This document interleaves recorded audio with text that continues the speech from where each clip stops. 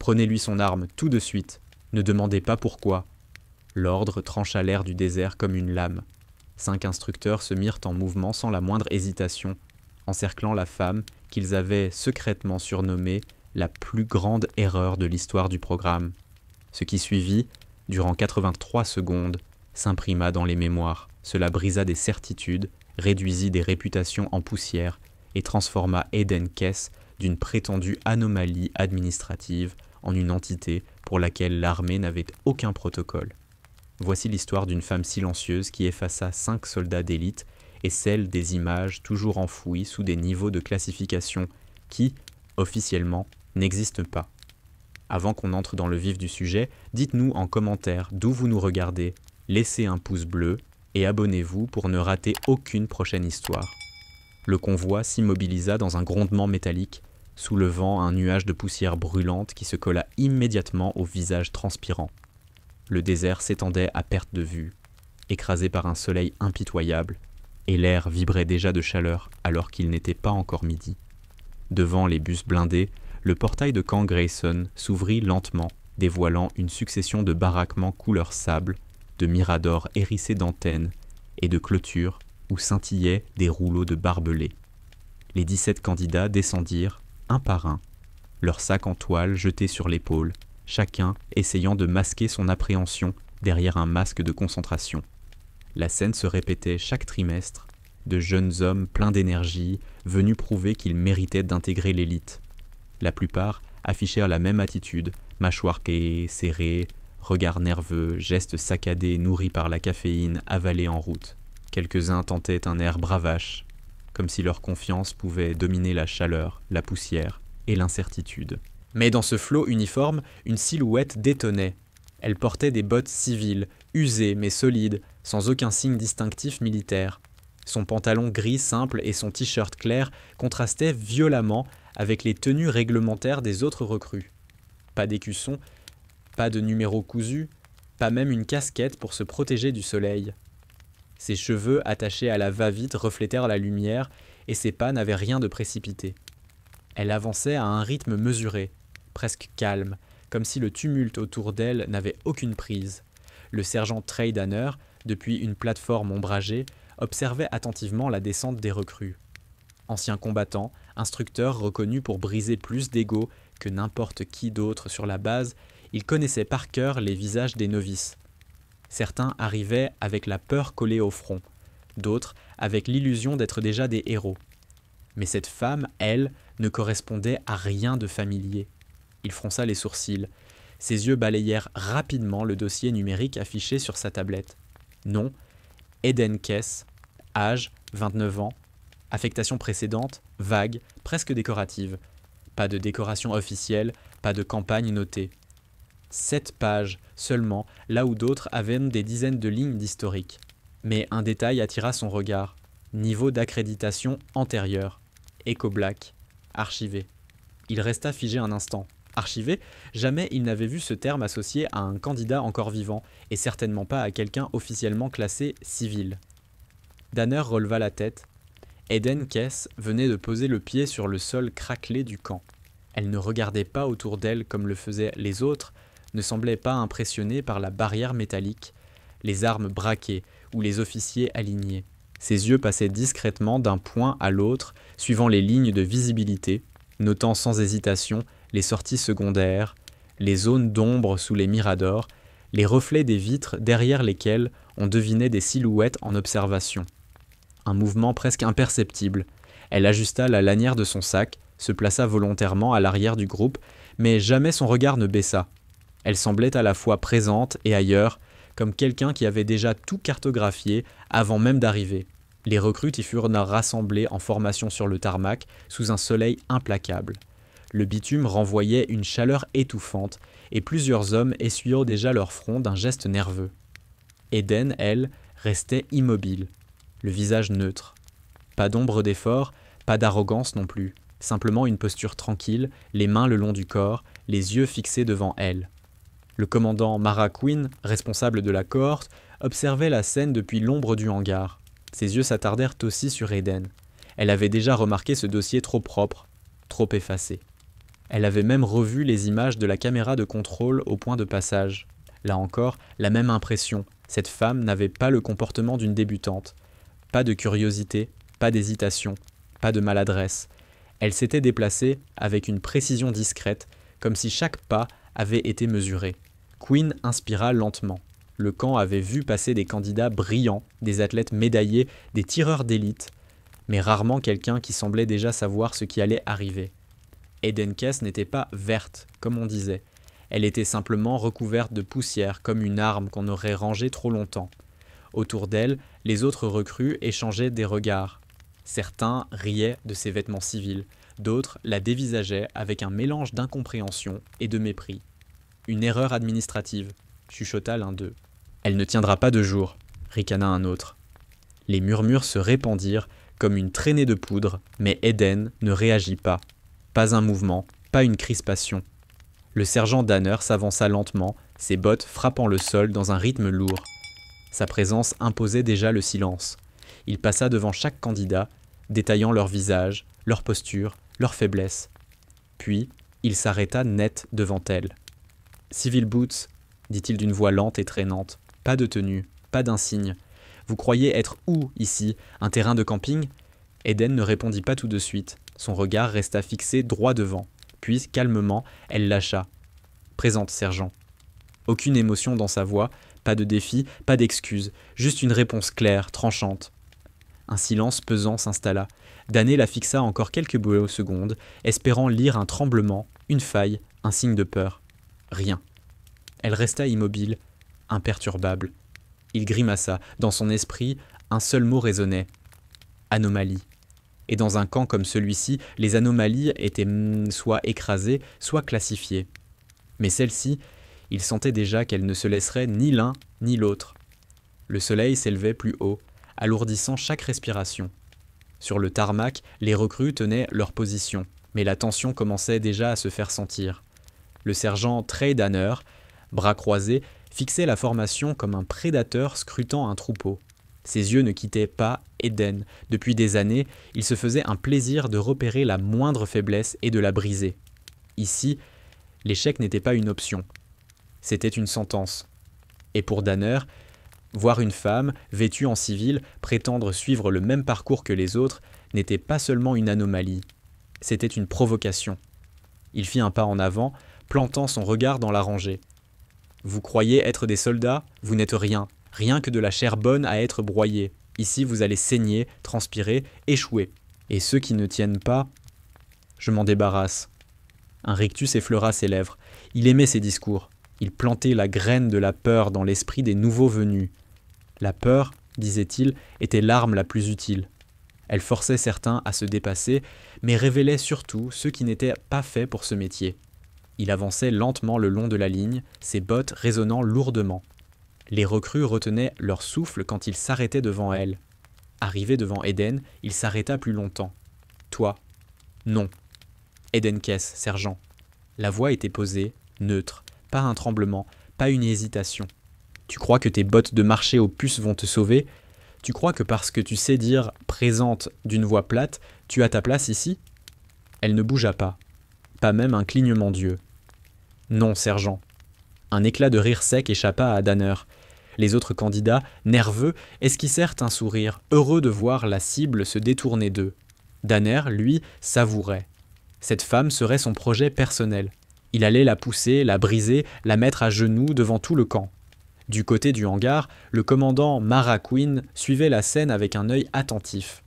Elle connaissait bien Danner, brutal, méthodique, efficace, mais aveuglé par ses propres certitudes. Elle l'avait déjà vu réduire au silence des recrues prometteuses, simplement parce qu'elle n'entrait pas dans ses standards. Pourtant, Eden n'était pas une recrue comme les autres. Quinn le sentait. Trop de zones d'ombre dans son dossier, trop de détails incohérents. Et surtout, cette mention d'accréditation classifiée. Plus tôt dans la matinée, elle avait rouvert le fichier confidentiel. 7 pages, dont 4 étaient à du remplissage. Mais une ligne en bas de page avait glacé son sang. Clearance Echo Black, archivé. Ces 2 mots, mis ensemble, étaient une contradiction vivante. Echo Black n'était pas un simple niveau d'accès. C'était une porte d'entrée vers les opérations fantômes. celle dont l'existence était niée même au sein de l'armée. Archivé, en revanche, signifiait que tout dossier avait été scellé après décès ou disparition. Alors pourquoi cette femme se tenait-elle ici, sur son tarmac? Quinn plissa les yeux. Eden ne ressemblait pas à une novice. Chaque micro-mouvement trahissait une habitude ancienne, son regard qui vérifiait discrètement les angles morts, la manière dont elle se tenait sans gaspiller d'énergie, l'absence totale de besoin d'approbation. Pas d'ego apparent, pas de nervosité. Elle avait déjà connu ce genre de climat. Danner reprit son discours, maintenant plus ciblé, presque personnel. « Je vais vous dire une chose, Kess. Ici, les erreurs coûtent des vies, et vous êtes déjà une erreur qu'on va corriger. » Le silence retomba. Les recrues n'osèrent y plus respirer. Eden, elle, se contenta d'un simple « Compris, sergent ». Cette indifférence alimenta la colère de Danner. Il se détourna brusquement et aboya des ordres pour lancer la première série d'évaluations. Course d'endurance, pompe, port de charge. Il allait s'assurer que chaque seconde serait pour elle une punition. Mais Quinn voyait autre chose. Danner croyait mener le jeu. En réalité, il était tombé dans un piège invisible. Eden ne réagissait pas. Elle absorbait. Comme une pierre polie par les tempêtes, elle se laissait frapper sans se briser. Et ça, pour quelqu'un comme Danner, était le pire affront possible. La chaleur ne faiblissait pas. Les recrues, répartis en petits groupes, répétaient mécaniquement les exercices imposés par Danner. Les cris du sergent résonnaient comme des coups de fouet, ponctuant chaque chute, chaque ralentissement, chaque échec. Mais au milieu de ce vacarme, une voix intérieure plus discrète s'éveillait, celle de la jeune recrue Reine Bishop. Reine n'était pas du genre à parler fort. Troisième, d'une fratrie de 7 enfants. Elle avait grandi dans un chaos permanent où seuls ceux qui savaient écouter pouvaient se faire entendre. Sa force n'était pas l'arrogance, mais l'observation. Et depuis l'arrivée au camp, ses yeux revenaient toujours vers la même personne, Eden Kess. Au premier regard, Eden paraissait déplacée. Pas d'insigne, pas d'attitude martiale, une femme au milieu d'hommes qui se voyaient déjà soldats d'élite. Pourtant, quelque chose dans sa manière de se tenir donnait à Reine une étrange impression. Eden semblait marcher sur des rails invisibles que personne d'autre ne voyait.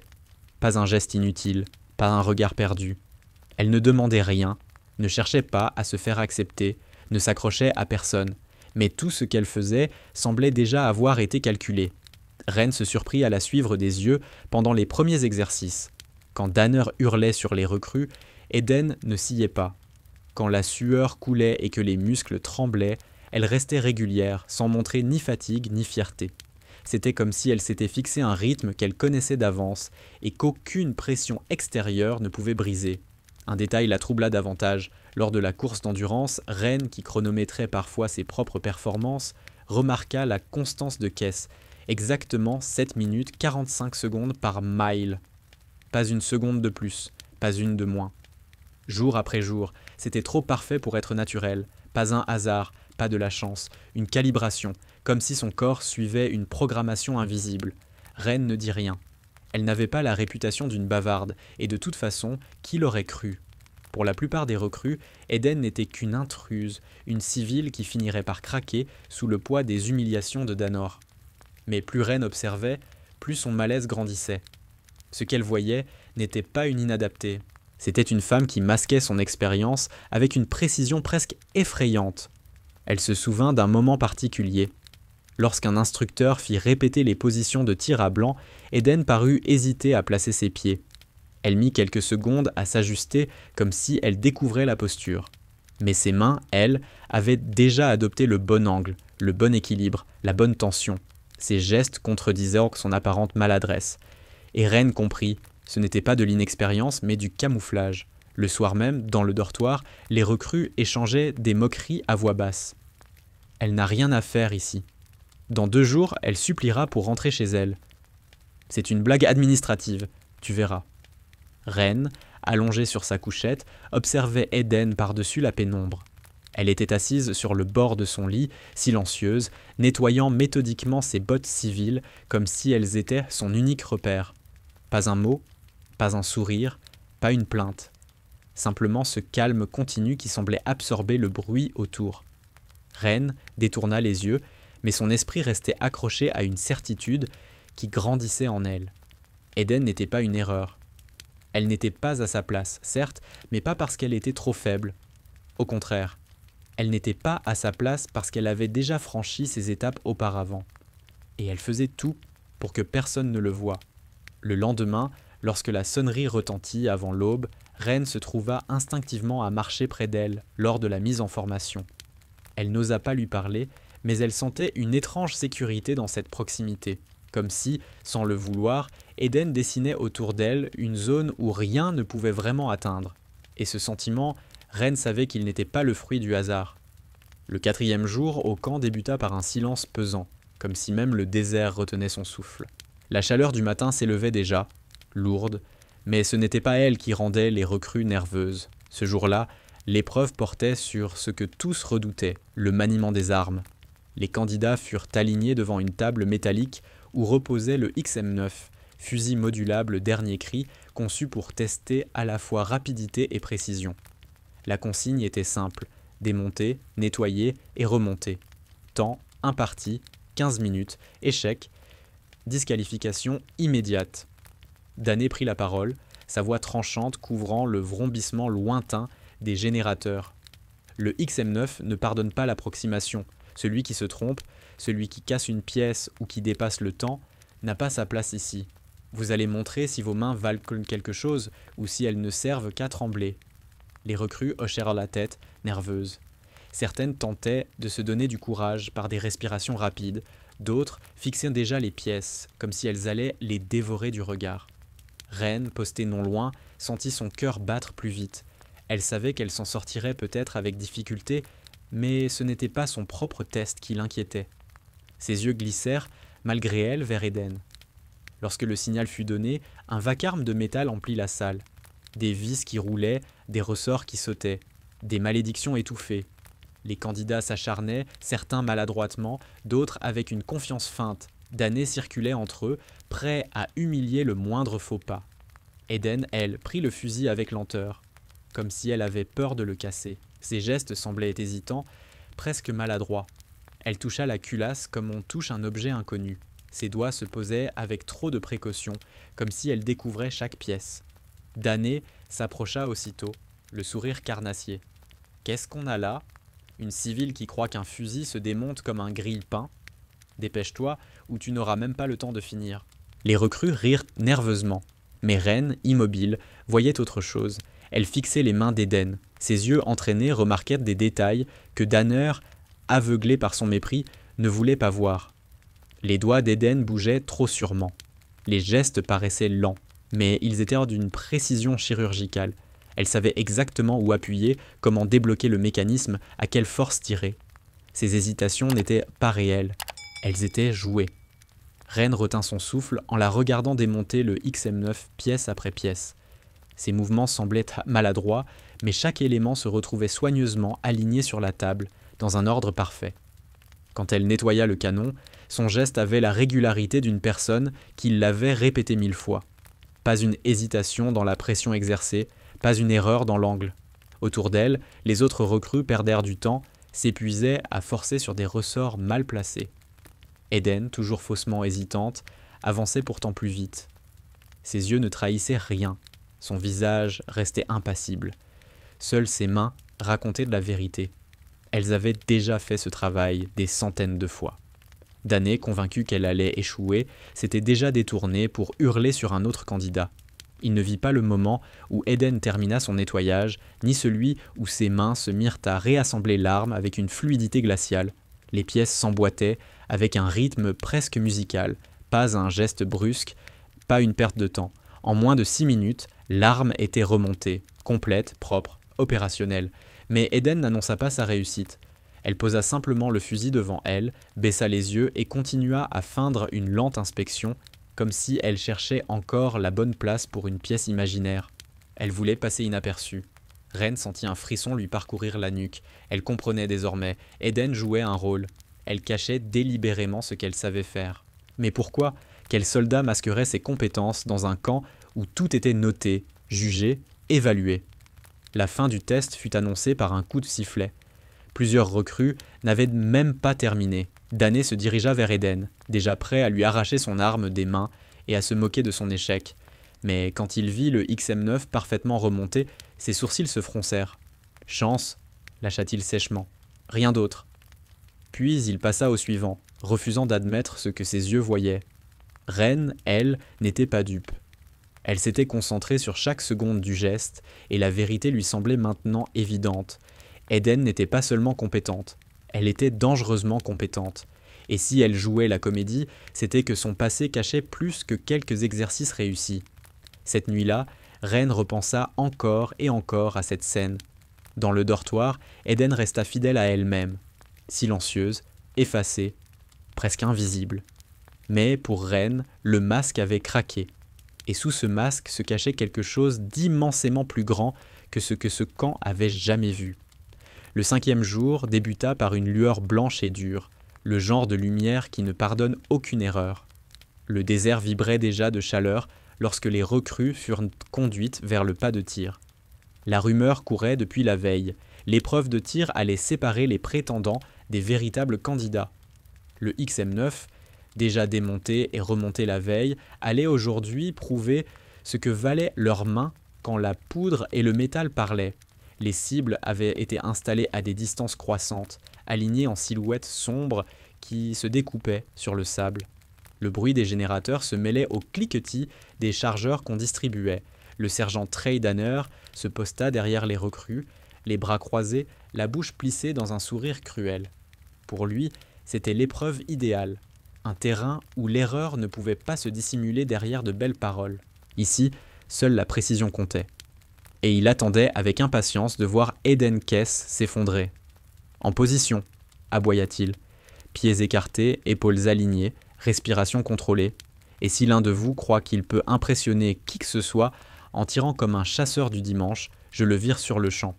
Les recrues levèrent leurs armes, maladroitement pour la plupart. Ren, crispé, tenta de se souvenir de chaque instruction, de chaque correction qu'on lui avait hurlée.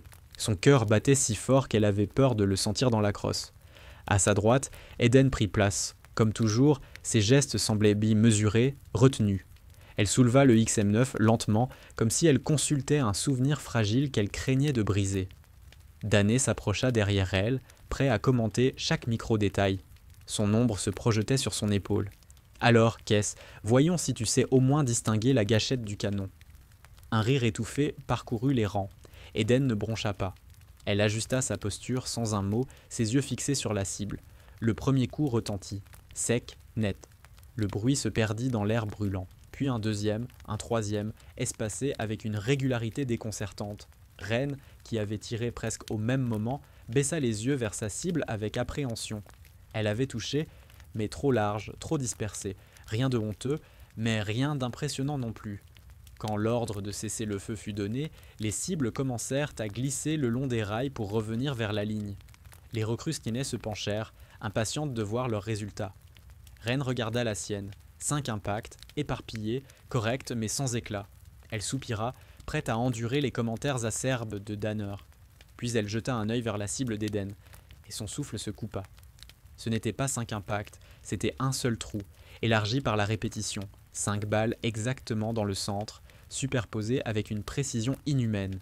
À première vue, on aurait cru qu'elle n'avait tiré qu'une fois. Mais l'ouverture irrégulière disait le contraire. 5 projectiles passés au même endroit. Ren sentit un frisson courir le long de sa colonne. Elle se souvenait d'avoir entendu des histoires, de tireurs d'élite capables de tels groupements. Mais jamais elle ne les avait vus. Et certainement pas dans un camp d'entraînement où les recrues se battaient encore pour tenir correctement leurs armes. Un silence étrange s'installa. Même les plaisanteries s'éteignirent. Master Gunner Frank Voss, l'instructeur de tir, s'approcha lentement. Ses yeux fixèrent la cible, puis Eden, puis de nouveau la cible. Son visage, habituellement impassible, perdit un instant toute couleur. Lui, qui avait formé des unités spéciales pendant 2 décennies, savait que ce qu'il voyait n'était pas un accident. Il n'avait croisé ce genre de maîtrise qu'à 3 reprises dans sa carrière, et à chaque fois, le nom du tireur avait été immédiatement effacé des registres officiels. Danner, lui, refusa de voir. Ses lèvres se crispèrent. « Un coup de chance !» cracha-t-il. « La prochaine fois, ça ne se reproduira pas. » Il tourna les talons, balayant du revers de la main ce qu'il n'arrivait pas à accepter. Mais ce déni n'effaçait pas la vérité qui s'était gravée dans l'esprit de ceux qui avaient vu. Ren n'arrivait pas à détacher ses yeux de la cible. Elle sentait son estomac se nouer. Eden n'avait pas simplement réussi. Elle avait choisi de masquer son talent, encore une fois. Son tir avait été lent, comme s'il cherchait à paraître moyen. Mais le résultat, lui, criait une vérité que personne ne pouvait ignorer. Eden n'était pas une recrue. Elle était autre chose. Quelque chose d'entraîné, de calibré, d'effrayant. Quand les recrues furent libérées pour l'après-midi, Ren la suivit du regard. Eden marchait comme toujours, sans empressement, sans fierté, comme si rien ne s'était passé. Elle ne chercha pas à cacher le résultat. Mais elle ne le revendiqua pas non plus. Simplement, elle rangea son XM9, passa la serviette sur sa nuque et quitta le pas de tir avec la même tranquillité qu'à son arrivée au camp. Autour d'elle, les chuchotements reprirent. Certains parlaient encore de chance. D'autres, plus lucides, se taisaient, l'air grave. Mais tous savaient que ce qu'ils avaient vu n'était pas normal. Ren, elle, n'avait plus aucun doute. Eden Kess n'était pas en train d'apprendre. Elle se souvenait. Et chaque geste, chaque tir, chaque mouvement calculé en portait la preuve silencieuse. Le 6e jour s'ouvrit sur une tension plus dense, comme si l'air lui-même retenait sa respiration. Le camp avait prévu l'épreuve la plus physique, le combat rapproché. Les instructeurs appelaient cela la lave froide, parce que la douleur y était immédiate, mais la victoire souvent silencieuse.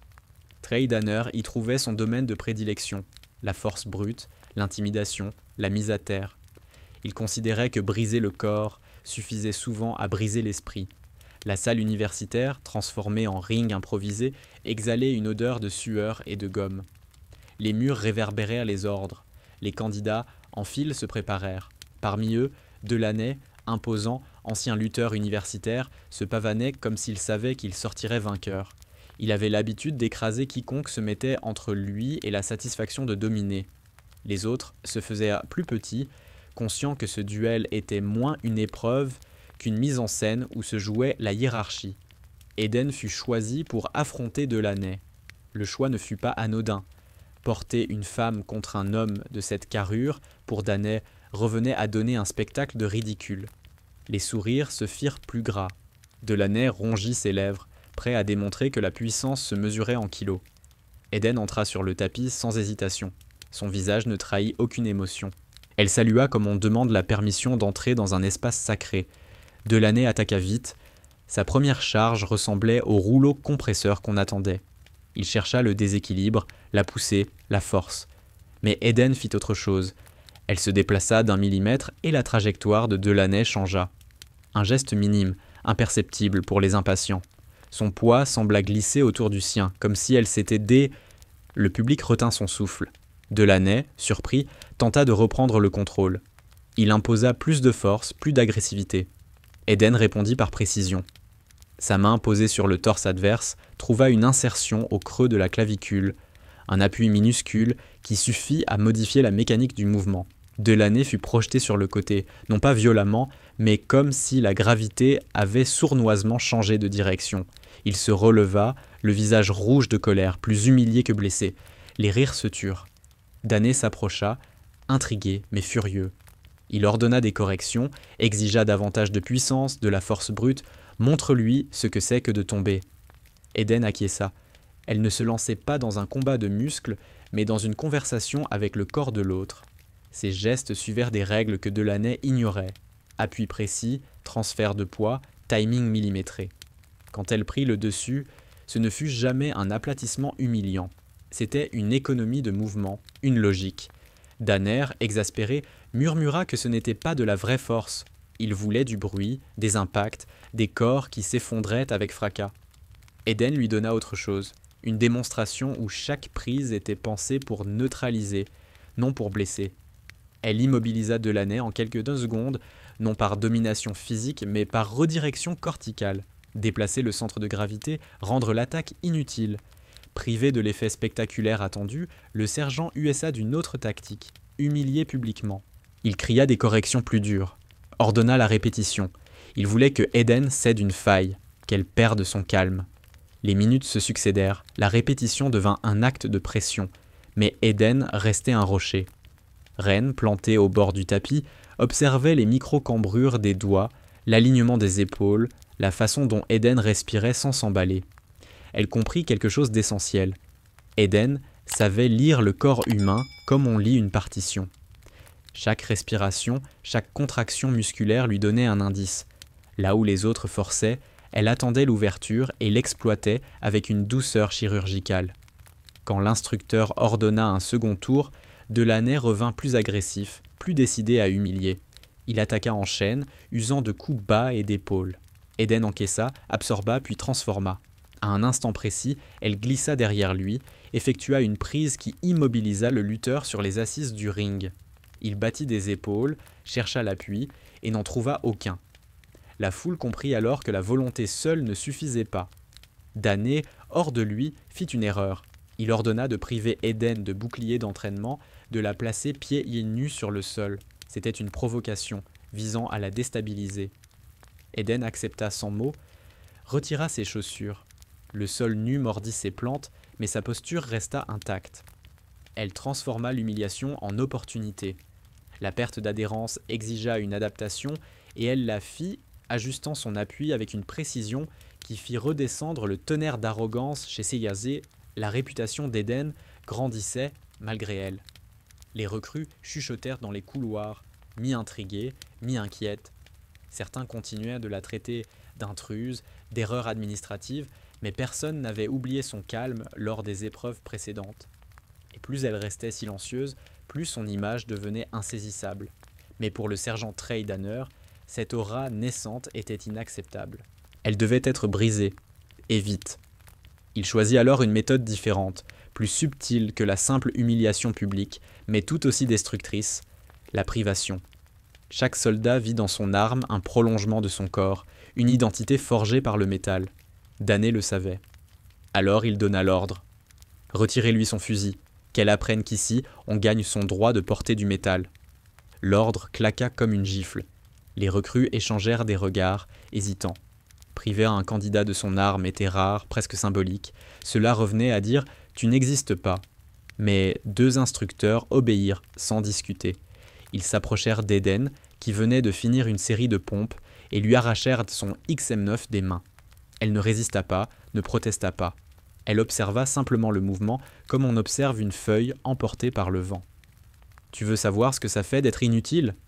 lança Danner, sa voix lourde de mépris. « Tu vas continuer le programme, mais sans armes. Tu porteras ton corps, rien d'autre.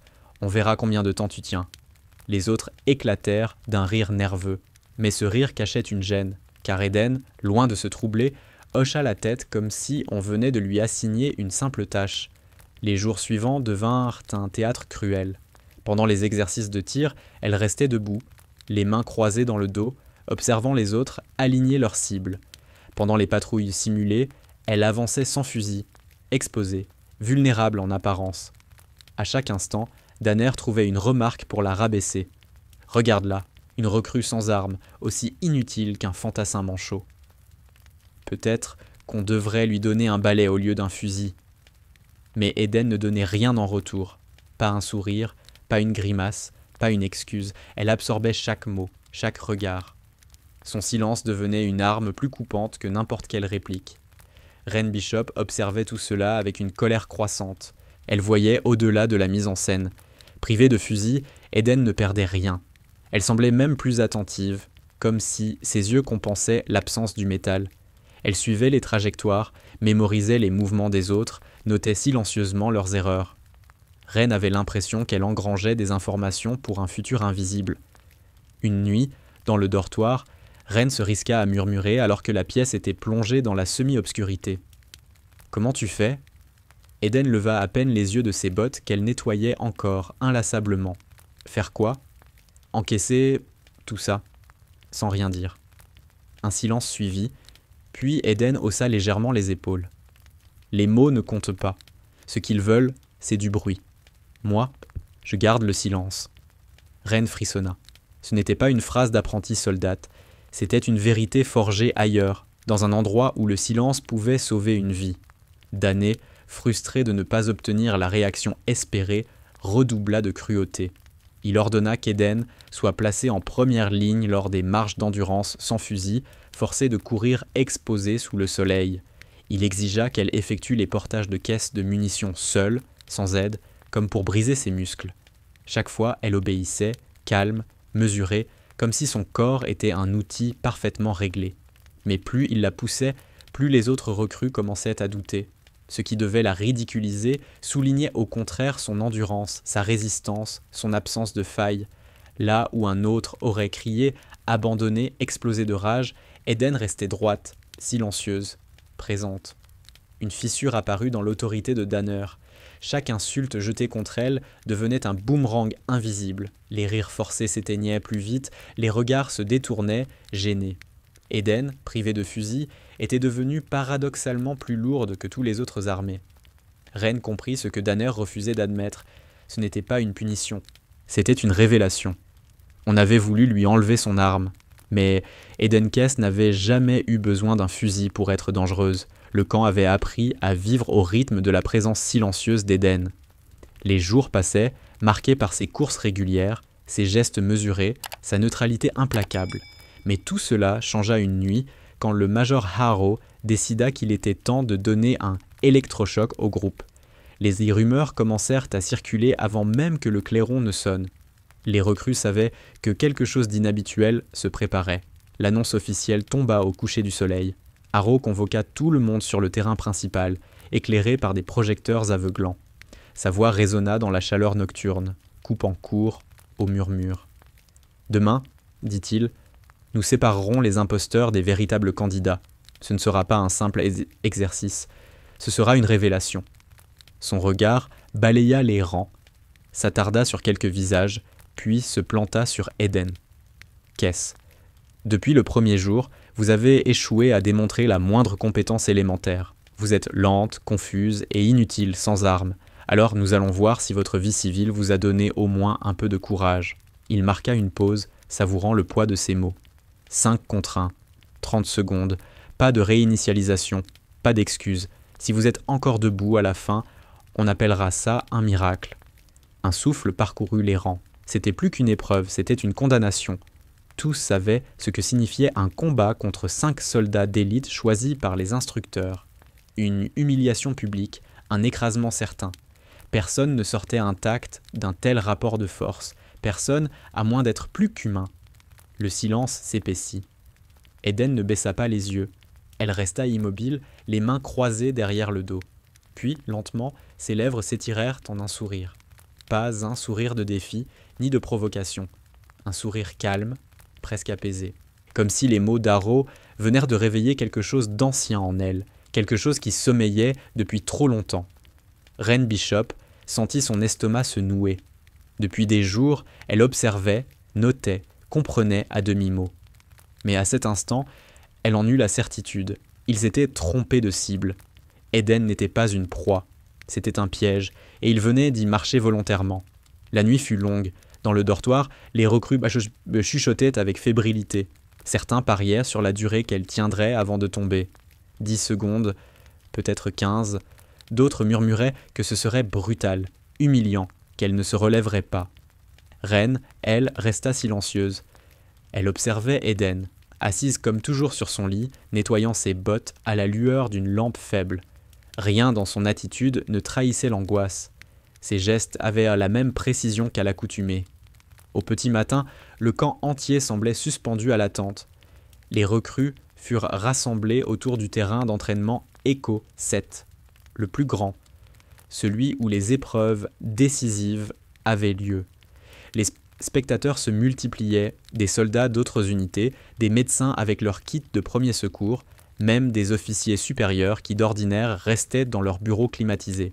L'atmosphère avait des allures de spectacle, de sacrifice rituel. Puis vinrent les 5, Shenoda, Clem, Bram, Merrick et Novak. Chacun d'eux avait la réputation d'être un prédateur en combat rapproché. Ils s'échauffaient avec une décontraction arrogante, certains tapant leurs poings l'un contre l'autre, d'autres s'étirant comme si tout cela n'était qu'une formalité. Leur confiance était absolue, 5 contre 1. Quand Eden sortit du bâtiment, l'air changea. Son pas était mesuré, centré, ancré. Elle n'avait pas d'armes, pas de protection particulière, seulement ses manches roulées et ce regard tranquille qui glaçait plus que n'importe quelle menace. Les projecteurs éclairaient de ses avant-bras, où des cicatrices fines racontaient une histoire que son dossier n'avait jamais mentionnée. Brûlures, entailles, impacts cicatrisés, des souvenirs gravés dans la chair. Le commandant Mara Queen, posté sur le côté, sentit son souffle se bloquer. Elle venait de voir un détail qu'elle espérait ne jamais croiser. Un tatouage discret, à demi effacé sous la peau. 6 lignes parallèles, l'une barrée, le signe d'une unité dont l'existence même était censée rester un secret. Éco-division, les fantômes, les soldats dont on ne parlait jamais, dont les missions n'apparaissaient dans aucun rapport, dont la survie était souvent l'échec de quelqu'un d'autre. Si Eden Kess en faisait partie, alors tout ce qu'il croyait savoir d'elle était un mensonge. Harrow leva son sifflet, prêt à donner le signal. Mais avant que le silence total ne s'installe, Eden tourna la tête vers lui. Sa voix, pour la première fois, résonna claire et ferme. « Une question, Major. Quand ce sera fini, admettrez-vous enfin que vous n'avez jamais su ce que vous regardiez ?» Les mots flottèrent dans l'air, lourds, incisifs. Pas un cri, pas une provocation, mais une vérité qui résonna dans chaque oreille. Les 5 adversaires se mirent en position. Le sifflet s'éleva. Le compte à rebours silencieux venait de commencer. Le sifflet fendit l'air, et le monde se contracta en une seconde de silence tendu. Puis tout explosa. Delaney, massif, fut le premier à se jeter sur elle comme une avalanche, 230 livres de muscles et d'ego, lancés à pleine vitesse, convaincu qu'un simple impact suffirait à terminer l'épreuve. Mais Eden n'était plus là. Son corps se déplaça de 8 cm, juste assez pour disparaître de sa trajectoire. Sa main toucha la nuque de Delaney, légère comme une caresse. Il s'effondra, jambes coupées, incapable de comprendre ce qui venait de se passer. 20 secondes restaient, et déjà un homme gisait dans la poussière. Shenoda et Clem attaquèrent de concert, synchronisés par des années d'entraînement. L'un passa à gauche, l'autre à droite, cherchant à enfermer Eden dans un étau humain. Mais leur coordination fut leur faiblesse. Elle se baissa au dernier instant, laissant leur trajectoire s'entrecroiser. Le choc fut brutal. Épaules contre torse, genoux contre hanche. Ils titubèrent, désorientés, et Eden entra dans l'ouverture comme l'eau dans une fissure. Un coup de paume frappa l'articulation de Clem, rendant son bras inutile. Son cri resta coincé dans sa gorge. Shenoda tenta de se reprendre, mais une torsion subtile de la hanche d'Eden verrouilla son genou. Il s'effondra à son tour, paralysé par la douleur. 40 secondes. 3 adversaires hors de combat. Merrick surgit alors, plus méthodique, plus prudent. Il ne chargea pas, il calcula. Ses mains cherchaient à saisir, à immobiliser. Mais Eden ne l'affronta pas de face. Elle glissa, fluide, presque irréelle. Son coude s'abattit à la base de son crâne avec la précision d'un scalpel. Merrick s'effondra, inconscient, avant de toucher le sol. Il ne restait que Novak. Le plus dangereux, le plus silencieux. Contrairement aux autres, il n'attaqua pas tout de suite. Ses yeux fixaient Eden comme s'il essayait de percer un mystère qui le dépassait. Il vit les cicatrices sur ses bras, le tatouage discret. Il comprit, peut-être trop tard, que cette femme n'était pas une recrue maladroite. C'était une ombre revenue d'un passé interdit. Il tenta quand même. Une feinte, un pas rapide, une saisie. Mais Eden bougeait comme si elle écrivait une langue que lui ne connaissait pas. Ses gestes n'étaient pas des attaques, mais des phrases, des mots précis composés dans une syntaxe de violence. Novak chancela, puis recula de 2 pas. « J'abandonne », murmura-t-il, presque inaudible. Le silence tomba sur le camp. Les projecteurs semblaient en figer, les spectateurs incapables de respirer. 5 hommes d'élite, réduits au silence et à la poussière, en 83 secondes. Eden ne leva pas les bras, ne sourit pas. Elle passa auprès de chaque adversaire, vérifiant d'un geste clinique qu'aucune blessure n'était irréversible. Elle ne laissa derrière elle que des corps vaincus et des orgueils brisés.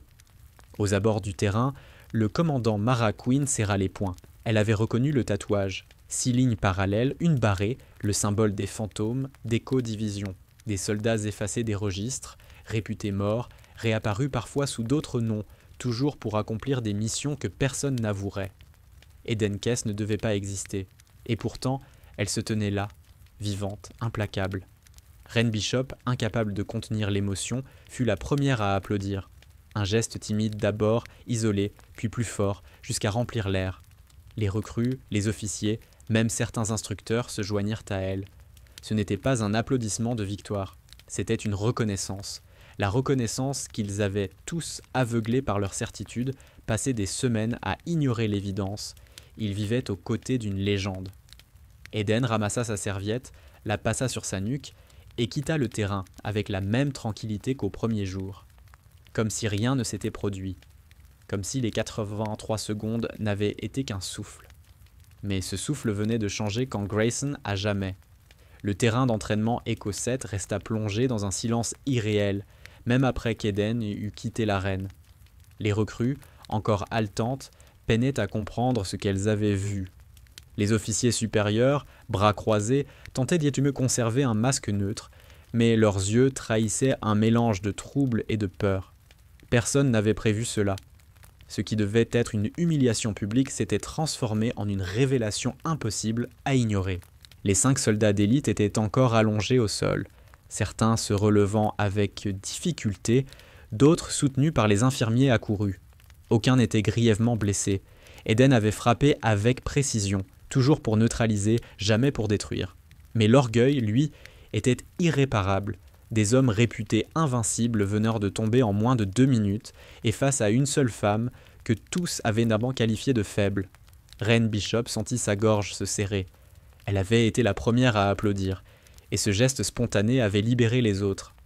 Mais maintenant que le silence revenait, elle comprenait toute la portée de ce qu'ils avaient vu. Ce n'était pas une victoire, c'était une démonstration, comme si Eden avait voulu leur dire « Vous ne savez pas ce que vous regardez, vous ne savez pas de quoi je viens ». Le commandant Mara Quinn rejoignit le major Harrow, le visage fermé. Sa voix, basse mais ferme, claqua comme une lame. « Vous avez pris le risque de l'exposer devant tout le camp. Vous savez ce que cela signifie ?» Harrow, encore sous le choc, ne trouva rien à répondre. Quinn, elle, savait. Ce tatouage, ces cicatrices, cette précision, tout confirmait ses soupçons. Eden Kess n'était pas une candidate. Elle appartenait à une catégorie dont l'existence même était classifiée, les fantômes d'Echo-Division. Dans la soirée, les recrues furent renvoyées dans leur baraquement. Les conversations bourdonnèrent dans les couloirs, pleines de rumeurs et d'hypothèses. Certains juraient qu'elle avait été formée par une unité spéciale, d'autres murmuraient qu'elle n'était même pas humaine. La peur et l'admiration se mêlaient, donnant naissance à une légende avant même la tombée de la nuit. Ren, assise sur son lit, observait Eden comme toujours. Mais ce soir-là, l'image avait changé. Elle ne voyait plus une camarade silencieuse, mais une montagne invisible qu'on avait tenté de cacher. Eden, fidèle à elle-même, ne parlait pas. Elle nettoyait encore ses bottes, geste répétitif, comme si rien ne s'était passé. Pourtant, dans ce silence, Ren sentit plus de poids que dans tous les discours de Danner. Le lendemain matin, une note circula discrètement parmi les officiers. Le nom, Eden Kess, y figurait, accompagné d'un ordre de transfert immédiat. Pas de justification, pas d'explication, simplement une mention, reclassification, affectation spéciale. Ceux qui lurent la note comprirent qu'elle disparaîtrait du programme dès aujourd'hui. Sur le terrain, au lever du soleil, Eden se présenta une dernière fois à la formation. Elle se tenait droite, comme toujours, ni fière ni abattue. Danner, cette fois, resta silencieux. Il savait qu'il avait perdu. Non pas contre elle, mais contre la vérité. Sa méthode, sa brutalité, son autorité avaient été pulvérisées par une démonstration qu'il ne pourrait jamais effacer. Ren la regarda s'éloigner quand l'ordre du transfert fut donné. Eden passa devant elle, et leurs regards se croisèrent un instant. Il n'y eut pas de mots, pas d'explication, mais dans les yeux d'Eden, Ren lut quelque chose qui ressemblait à une promesse, celle que le silence n'était pas vide, mais rempli de vérités trop lourdes pour être dites. Dans les jours qui suivirent, le camp reprit son rythme. Les exercices continuèrent, les cris de Danner résonnèrent à nouveau, mais quelque chose avait changé. Plus personne ne riait quand il humiliait un candidat. Plus personne ne doutait qu'une autre force invisible rôdait dans les coulisses. Eden n'était plus là, mais son ombre restait suspendue au-dessus de chaque entraînement. Les recrues parlaient encore des 83 secondes. Certains les exagéraient, d'autres tentaient de les minimiser, mais tous savaient, au fond, que la vérité n'avait pas besoin d'être embellie. Une femme, qu'ils avaient sous-estimé avait redéfini ce que signifiait être dangereux. Et elle l'avait fait sans armes, sans rage, sans bruit. Ren garda en mémoire chaque détail. La précision des gestes, le sourire avant l'épreuve, le silence après la victoire. Pour elle, ce n'était pas une légende, c'était une leçon. La force n'avait pas besoin de crier. Elle pouvait marcher tranquillement, se cacher sous la poussière, puis réapparaître en un éclair pour rappeler à tous ce qu'ils avaient oublié. Le vrai pouvoir est silencieux. Edenkes disparut du programme comme si elle n'avait jamais existé. Son nom fut effacé des registres, son dossier refermé dans une archive qui n'apparaissait sur aucune carte. Mais ceux qui l'avaient vue ce jour-là n'oublièrent jamais.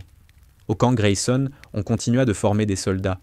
Mais dans chaque couloir, chaque terrain, chaque souffle retenu devant une épreuve difficile, une mémoire persistait.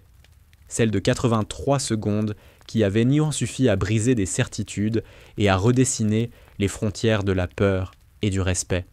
Et parfois, quand la nuit tombait et que les recrues échangèrent des histoires pour tromper l'angoisse, un nom revenait, prononcé à voix basse, presque comme une prière. Edenkes, la femme qui n'avait jamais eu besoin d'un fusil pour être une arme,